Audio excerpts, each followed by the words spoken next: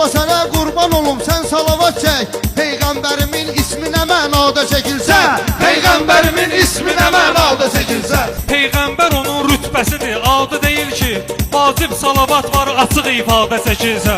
Vacib salavat var, açıq ifadə çəkilsə. Əkrəm burada yaxşı yerdə tutur Abdullanı. Mən birinci dəfə bu söhbətə qulaq asanda, bu qafiyəni dinləyəndə mənə maraqlı idi. Görüm ki, lazım olan cavabı Abdullah tapıb deyəcək, amma bu Abdullah deyər. İzləyicilərimizdən bir nəfər məndən bu məsələ haqqında bir video istəyib. Deməli, söhbət burada nədən gedir ki, bilirsiniz, qafiyədə Abdullah Peyğəmbər haqqında bir bənd deyir. Amma adım çəkmir də vəzifəsindən, rütbəsindən istifadə edərək. Əkrəm də ona sanki qəsdən və bilərəkdən şirin bir irad bildirir. Bir məsələ də var ki, Əkrəmin burada həmkarının sözünə diqqətlə qulaq asması, bu məsələni tutub ona şirin bir irad bildirməsi də təqdirə layiq bir şeydir. Meyxanada belə şeylər gözəllik yaradır da, maraqlı sual-cavabdır.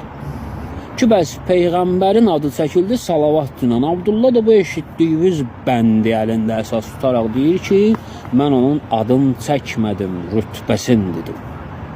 Əvvəla deyim ki, Peyğəmbərə salavat göndərmək məsələsi fikri bir məsələdir, şəriət məsələsidir, amma vacibə bənzər bir şeydir.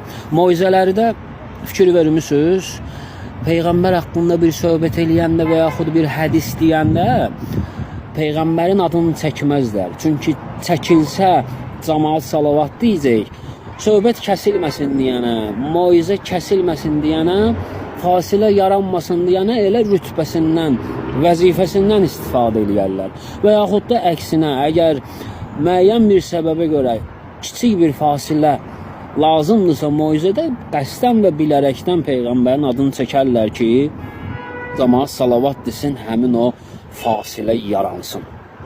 Allah hamımızı müvəffəq eləsin. Əkrəmə və Abdullah'a uzun ömür, can sağlığı arzulayıram. İzləyicimizə öz dərin təşəkkürümü bildirirəm.